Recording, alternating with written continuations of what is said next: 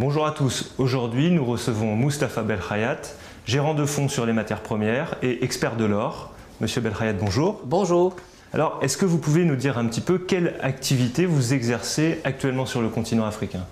J'interviens comme consultant international pour l'exploitation des mines, en particulier les mines d'or en Afrique. D'accord. Et donc là, je pense qu'il y a quelque chose de très important à dire aux opérateurs africains, c'est qu'en fait, il ne faut pas vendre les concessions, il ne faut pas les donner à des multinationales, il faut plutôt vendre à l'avance l'or qui est dans le sol.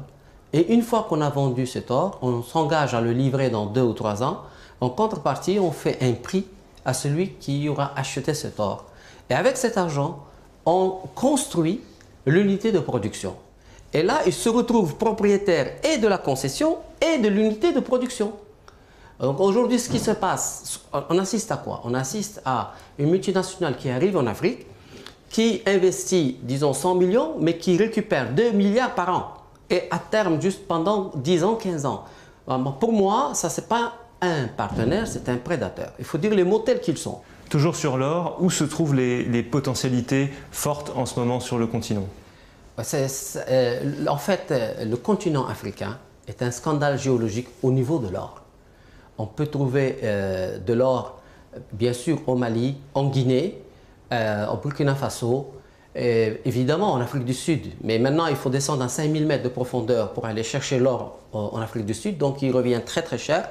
Mais sur pratiquement tout le continent africain, en Afrique centrale, par exemple, nous avons de l'or. Il y a un potentiel très important, non seulement d'or, mais de cobalt, de zinc et de manganèse. Donc le sous-sol africain est un sous-sol extrêmement riche. Il est temps d'envisager une ingénierie financière pour permettre à l'Afrique de rester maîtresse de ses richesses. Alors, vous, en tant qu'analyste et expert sur les matières premières, qu'est-ce que vous conseillerez au continent, à l'Afrique, pour justement améliorer cette exploitation?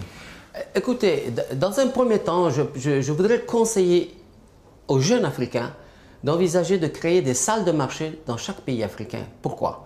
Parce que grâce à Internet, avec un bureau, 2 personnes installées à Dakar ou à Conakry peuvent gagner de l'argent directement sur les marchés financiers, par exemple sur les matières premières, sur les marchés à terme.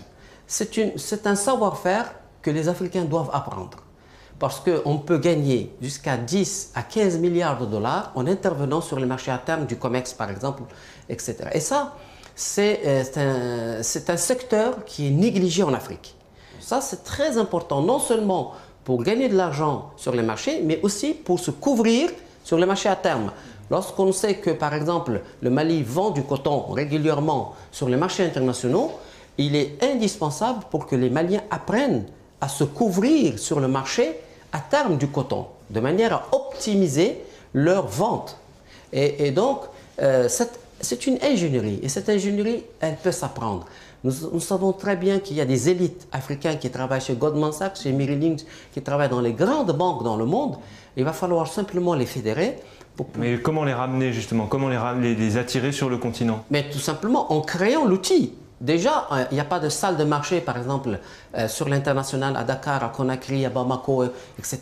On essaie de rassembler ces jeunes en leur disant comment on peut faire pour que vous puissiez venir apporter votre génie à l'Afrique, à partir de l'Afrique. Et c'est tout à fait possible, parce qu'on n'a besoin de rien d'autre qu'une bonne connexion Internet.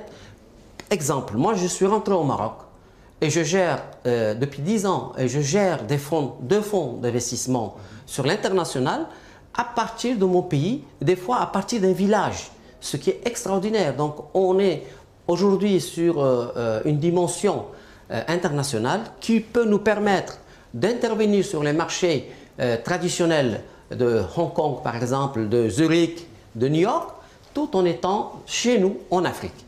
Et donc c'est un message que je souhaite transmettre à la jeunesse africaine en leur disant que tout est possible sur les marchés financiers internationaux, que notre richesse ici en Afrique, on peut l'exploiter à nos profits à nous, non pas laisser 80% aux multinationales et 20% à nous, mais le contraire. C'est-à-dire que nous gardons les 80% et nous leur donnons 20% parce qu'ils vont nous aider à exploiter.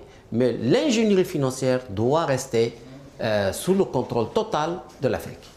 Merci M. Belkayed d'avoir répondu à nos questions. Ben, écoutez, c'est avec un grand plaisir et c'est quand vous voulez. Vous pouvez retrouver l'intégralité de cet entretien sur notre site internet www.alcaratv.net.